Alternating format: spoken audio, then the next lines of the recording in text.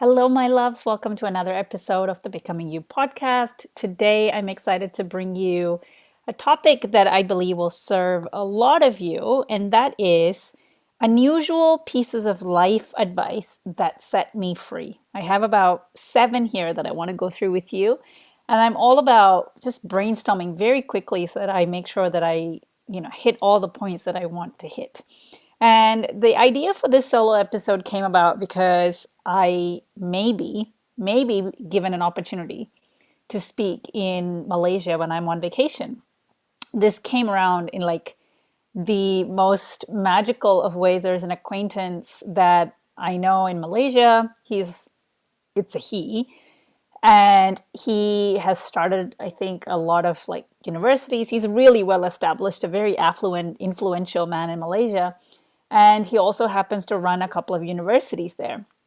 And he follows my work. I have no idea how he found my work, but he has listened to a couple of my podcast episodes.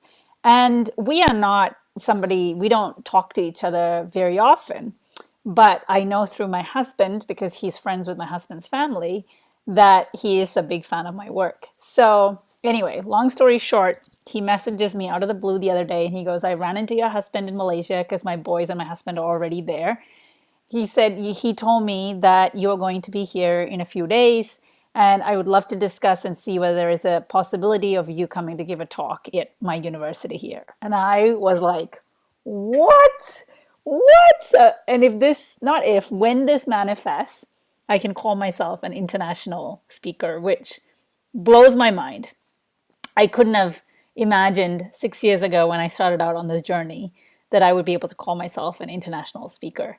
So anyway, I had to, get my like portfolio together, my resume. I had to, do all the things that you do like once after the offer received, you have to make it happen. So I was prepping for it yesterday and I sent him a couple of ideas for what can I talk about. And one of the ideas that came to me was like, what would be the life advice I would have loved to have received when I was in college? What would I have loved to have heard, right? That would have made my life easier. And I wanted to make it like unusual advice, not typical things like work hard and all this stuff, right? Like really unusual advice that catches your attention and makes you think and usually flips the things that you might have been told by society. And there are a lot of things that I used to think, and now it's like such a weird, wrong way of thinking. And so that's what I wanted to share in this solo episode today. So are you ready? Let's go. So the first unusual piece of life advice that I have received that has actually set me free is it's okay to quit. It is okay to quit. This is one of my favorite pieces of advice, and I want to give some context and clarity here. I'm not saying just quit all the things, right? But I think society often tells us that being a quitter makes you weak, that you cannot quit. And a lot of people stick to doing things for merely the sake of not being want to be known as a quitter. How many of us have stuck to relationships that have not served us? How many of us have stuck to jobs that we know we should like it is not serving us? How many of us have stuck to a book that we have started reading and we are like not even enjoying it? But we're like, I need to finish this book because I don't know, to us it proves that we're not quitters and we waste our time and energy forcing ourselves to read a book that we don't even enjoy. So it is okay to quit. And the caveat being, if you know that it is no longer aligned or a good fit for you. So this applies to relationships. This applies to like habits that you might have picked up, good or bad habits, right? Like for a long time, I meditated every single day and I really, really, really enjoyed it. But when I got introduced to breath work, I started loving breath work and I didn't see the need for meditation, right? But in the past, I would have stuck to meditation because I would have been like, this is my routine. I have to meditate every day. And I would have just stuck to it without really questioning, is this still serving me? Is this still helping me become the person I want to become? Am I still having fun doing this, right? Is this serving my long-term vision of my life? So when you ask those type of questions and if you get some no's, then it might be time to reassess and give yourself permission to quit. I'm not talking about the type of quitting that because things are hard, that you're going to quit. That is not what I'm giving you permission to do, right? Not that you need permission from me for anything. But I'm not telling you to quit your side hustle because it's really hard and you're not getting any sales right now. If you still love the side hustle, if you have fun doing it, and if the vision of that side hustle becoming your full-time job fills you with joy, then keep going. Do not quit, right? If you know deep down that your life's purpose is to cook and build a catering business, right? Like, keep going. Don't quit that. Deep down, we all have an internal compass of when we know something is no longer working for us. And so when that time arrives, I hope you have the courage and the clarity to know when it's time to call it quits on something. All right. The second unusual life advice that I want to give you is that don't believe every thought you have. Do not believe every thought you have, especially is the ones that make you feel terrible, right? When you have a thought of like, oh, I don't look good in this, or I'm so ugly, or I'm so fat, or I'm so thin, or whatever, right? Those thoughts make us feel really, really terrible. Like, I'm never going to get there. I'm never going to be a success. Like, I'm never going to find the love of my life. I'm never going to have anyone love me the way I deserve to be loved. These are all thoughts that make us feel like absolute shit. And when you have those kind of thoughts, don't believe it. Don't believe it. We tend to believe every thought we have because we just assume that the thoughts we have are 100% true because we are the ones thinking the thoughts. But a lot of our thoughts are really, really flawed and actually an outright lie that we tell ourselves, especially thoughts that begin with I always and I never. Those are absolute statements, and those are usually statements that are spoken by perfectionists or like doomsday sayers. I am never going to have that type of life. I'm never going to have that type of money. I'm never going to have that type of confidence. That is an absolute. You don't know what life has in store for you. Like, how can you say with absolute conviction that that is never going to happen for you? The reason you say it with such conviction is because of the environment that you've been brought up in. It's because of what you've been told to think and believe. It's what other people have demonstrated before you. It's what they have modeled for you. And I came across this beautiful example. I'm going to give you a metaphor of how this works. So if you capture a grasshopper and you put it in a glass bottle, right? The grasshopper will try to jump and jump and jump, but because the glass jar has a lid on, it's closed, soon it will give up. It'll be like, ugh, like I can't jump out of this glass, and it will stop jumping. And then if you put a second grasshopper in and close the lid, the second grasshopper will also do the exact same thing. It will jump and jump and jump, and soon it'll realize, like, I'm never going to get out, and it will stop jumping. Let's say these two grasshoppers now had a baby grasshopper, right? Guess what? The baby grasshopper won't even try to jump because it has never seen its parents jump. And the baby grasshopper will never ever know that it has the capacity to jump. That is a mind-blowing thing, because that example demonstrates that if you are surrounded by people who tell you it's not possible, that can never be done, or that's not the type of people we are, like those sort of things never happen to people like us.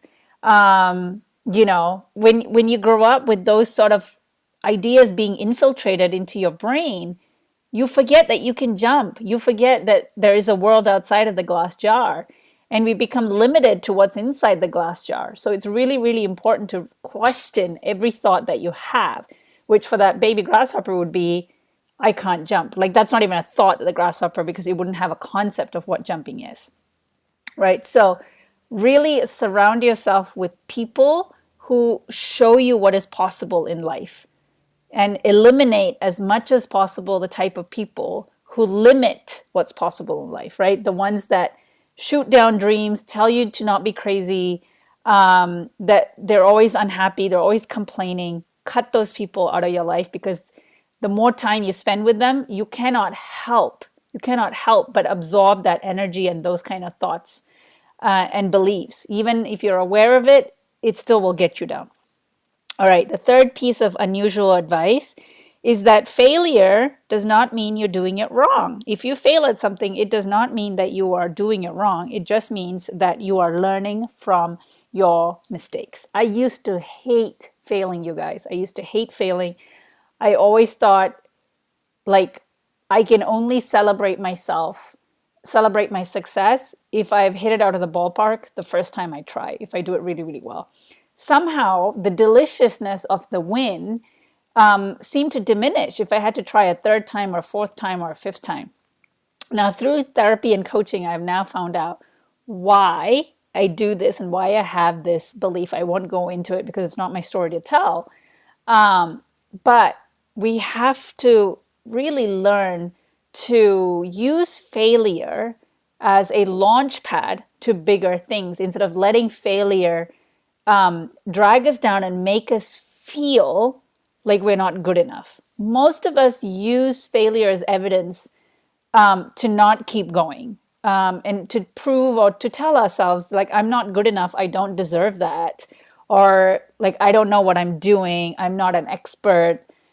We use setbacks as evidence of why we shouldn't continue doing or trying for our dreams and goals. Here's another story that I heard. So Canva, if you don't know what Canva is, it is a software that almost all small business owners use to create our graphics, right? For our marketing, promotional material, to create presentations. It is a wonderful, wonderful software. And it was started by a woman in Australia, and she got over, like, I think 100 or 200 rejections until she found venture capitalists that were willing to fund her idea and her business. And now it's valued at over $1 billion. And she's one of the very few self-made women billionaires. But I loved hearing this story because she didn't take that no, all these venture capitalist firms rejecting her as a sign that she shouldn't even try to grow this business. She didn't take it as evidence that this is a terrible business idea. She just kept going until she got a yes. I'm sure she learned lots of lessons along the way on how to present or how to fine tune her business pitch, what needed to change about her business, right? I'm sure she took all those no's as feedback to hone in and tweak and refine her idea and her business. And that's what we ought to be doing with our failure. We have to use it as a data point to what do I need to change going forward? Not throw in the idea completely, but what do I need to change going forward, right? Failure doesn't mean you're doing it wrong. It just means you're learning from your mistakes. All right. Unusual life advice number 4. It is not your job to make others comfortable. This was such a freeing piece of advice for me because most of us listening to this podcast, I assume, are probably people pleasers, and we hate knowing or being the cause of someone being upset because of something we've said or we failed to do or we did do. Maybe we said a no to a social invite and now the host is like upset with us because how could we not show up to the party, whatever, right? And so we bend ourselves, we twist and flex ourselves to make sure that nobody is upset with us. So this is actually an egotistical thing.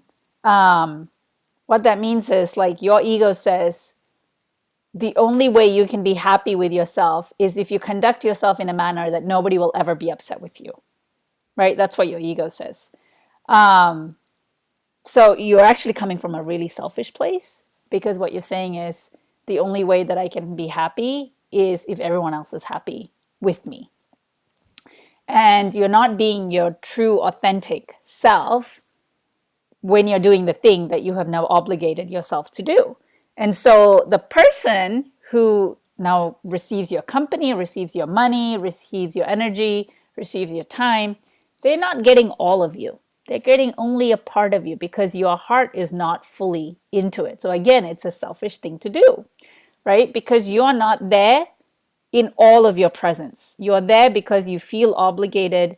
You don't want to upset them. You don't want to upset yourself. So there's a lot of like egotistical, like selfishness going on, if I'm being completely honest. When somebody told me it is not your job to make other people comfortable, it was like somebody had given me a ticket to freedom, because then it's not my job. It's not my job to make you happy. It is not my responsibility to make you not upset. Like, I'm not going to go out of my way and be malicious and hurtful to somebody, but I'm also done bending over backwards or making myself do things that I don't enjoy just so that you are not upset. Like, I need to take back my control and give you full control of what is going to make you happy, right? So when this clicks into place, you actually realize how much of your time and energy you can take back.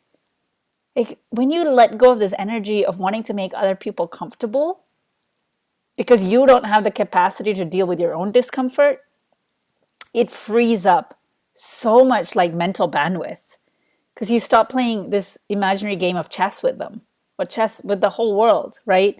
You don't have to move any chess pieces to try and win this game of pleasing everyone. So, how free would you feel? How much energy would be freed up if you just decided it is not my job to make others comfortable? It's not my job to make my mom and dad comfortable with my beliefs. It is not my job to make my friends comfortable with, always having to show up for them, always being the shoulder to cry on. Okay? All right. Unusual life advice number 5. How you breathe is how you do life. Now, as you all probably know, I am a breathwork facilitator, and my life has changed. Like, I don't even know how many times. There's no number that I can put on it because of the benefits of breathwork. It has changed me from the inside out. So what do I mean by how you breathe is how you do life?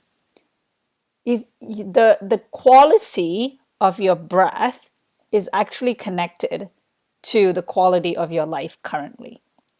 If your life is very stressful, if it feels overwhelming, if it feels like you are stuck, and if it feels like you're just living in this rut, I bet your breath is probably shallow, probably quite fast or rapid, and you might be a mouth breather, right? Like, you are not taking in enough oxygen into your body to fuel your life, right?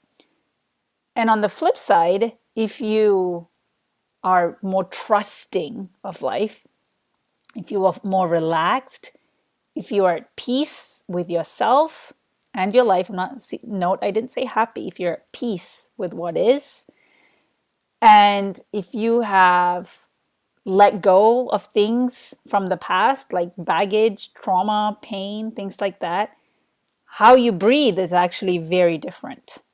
Your breath will be much deeper. You will be breathing deep into your belly or your diaphragm. And you'll find that when things go wrong, like maybe you get a flat in your car, or I don't know, you have a flood, something floods in your house, or an appliance breaks, or your kid's having a meltdown. Like, just any time the day or the week is not going to plan, you will actually, your breath will continue to be deep and steady, which will be like how you then navigate through life, right? You affect your ability to breathe through like what you're thinking and what you're feeling in any given moment. So if you're always stressed, that means you're in a fearful state, you're in a worrisome state, and your body is in a fight or flight state, right? You're always looking to defend or attack because you're always on the lookout for things to go wrong, for to catch things as they fall through the cracks. You're living in lack and worry. So your body, there's a physiological response to that constant scanning of what can go wrong kind of lifestyle that you live. Like, who's going to break my heart? Who's going to make my day go wrong? What's going to go wrong in my life that I'm now going to be left dealing with, right? If you're always in that state, your body is also in that state of reacting to defending yourself, to attacking somebody who might come at you, always being on the defense, right? When you're at stress. So if your body always feels that it's in danger, then of course the state of your breath is going to reflect that. Imagine that you're on a roller coaster ride, right? Like how you're like gripping that roller coaster, and the breath you're like barely breathing. You're holding your breath, right? And then you like relax when you let go. That's how you're doing. That's how you're breathing on a day-to-day, moment-to-moment basis. But imagine if you're on vacation, like how does your breath change? You're like taking a deep gulp of air, right? You're breathing in the ocean air, you're breathing in the clean air. Your body is completely relaxed as you take in these beautiful surroundings wherever you might be on vacation, and your breath is very different. We don't want to save that kind of quality breathing just when you're on vacation. We want to be breathing that way all the time because it actually has a lot of health benefits. So how you breathe is how you do life. So start to notice the quality of your breath when you're stressed versus when you're relaxed, and set the intention to deepen your breath and breathe from your belly and exhale completely, and being very intentional about using your breath to relax your body. Okay? All right. Next piece of life advice is, it's not your parents or your partner's job to make you happy. And that is actually a very freeing piece of advice, because you stop waiting on others to come save you and wave a magic wand to make you happy.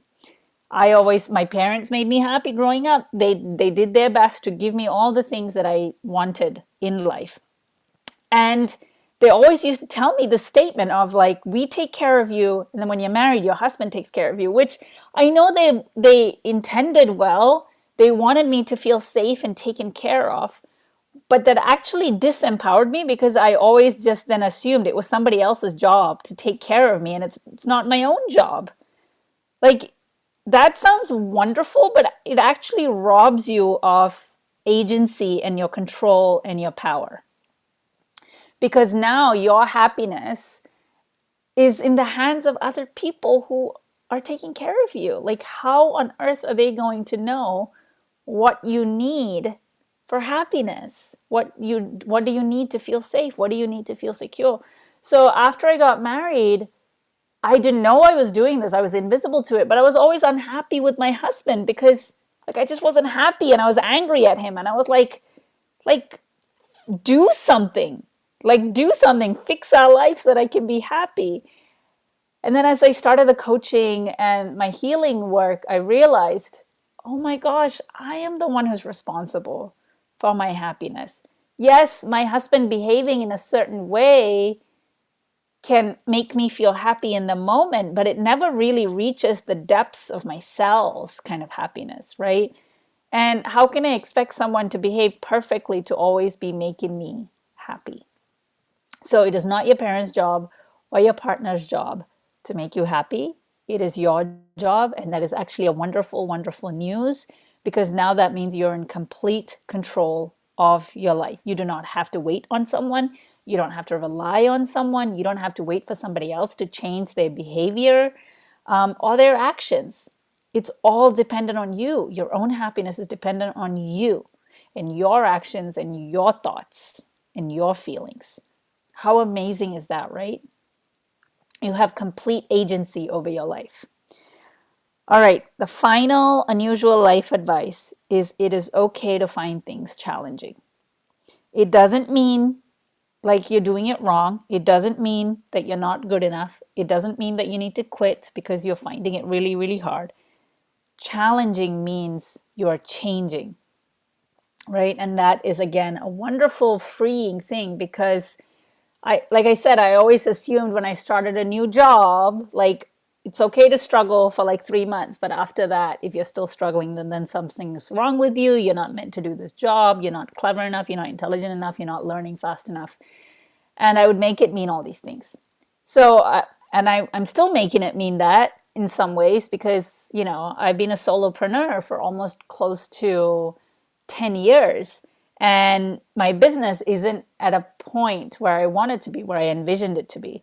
So I can use that and say, like building a business is so challenging. I'm just not meant to do it and walk away. I could have, and I have wanted to, but I never have because I can't imagine myself doing anything else other than working for myself.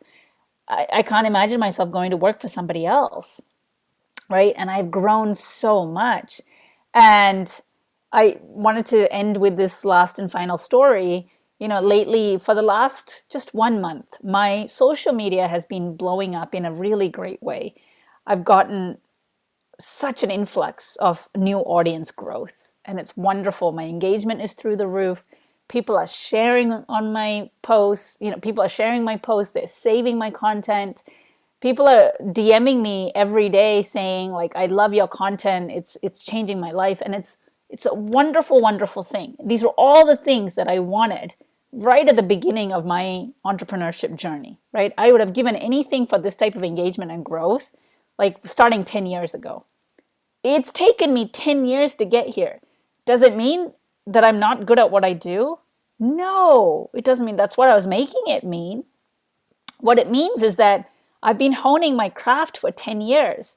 The reason my videos and the engagement is through the roof now is because I have been pouring time and energy honing the craft of video making, honing my message, honing like what it is that I'm here to do and serve and help people, right? It's because of the 10 years of work that I've put in that things are now taking off. And for someone coming into my world new, they can look at me and be like, oh my God, she went from like 130 TikTok followers to now 16,000 followers within a matter of days. She's an overnight success, right? This is what they say about overnight success. There is no such thing as overnight success because I've been making content for 10 years.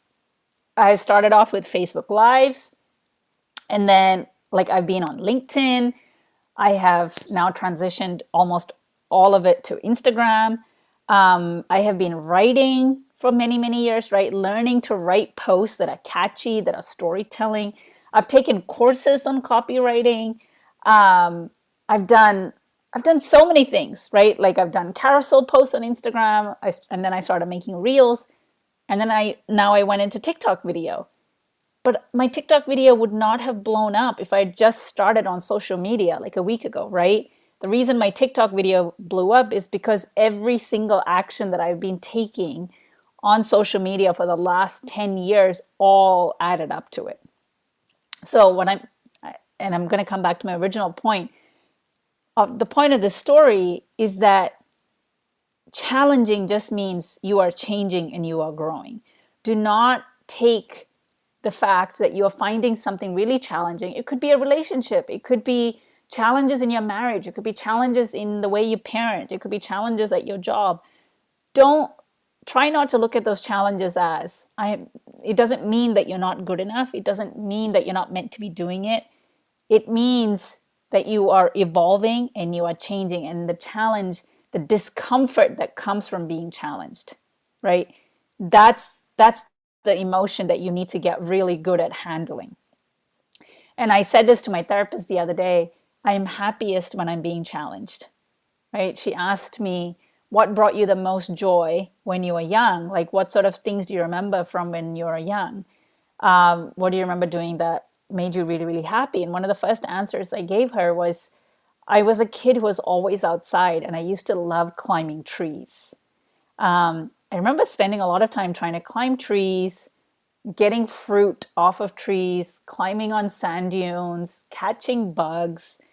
And I didn't realize I was saying this, but I said, you know, I'm happiest. What brings me most joy is when I'm learning something new. Like whenever my piano teacher gives me a new piece to practice, I suck. I suck. And everything is so painful. Like I have to read the notes really, really slow. I'm still not great at speed reading the musical notes. And then I have to figure out how does the melody sound, like what is the timing and the rhythm of the melody. And then I have to look at the chords. So then I have to practice just my left hand chords, and then I have to practice just the melody. And then eventually I put it all together. And then there's a dynamic portion of it, right? The dynamics meaning, is it loud? Does it go from loud to soft or soft to loud?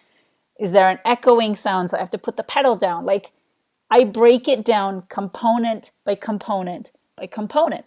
It is one of the most challenging things. Starting a new piano piece makes me like hate playing. Well, that's hate's a strong word. Starting a new piece in piano makes me feel like I'm starting from the bottom rung all over again. But then the feeling that I experience when I finish a piece and I've mastered it, not perfectly, but maybe 80% there, 85% there, the sense of satisfaction and fulfillment that I get is immense, is immense. But I will never be able to experience that fulfillment without being challenged in the first place. The fulfillment comes because it was so challenging in the beginning and I've managed to climb that mountain. So treat challenges as a gift because they're helping you grow into the person you're meant to become. Challenges are a beautiful thing because they're helping you evolve. All right.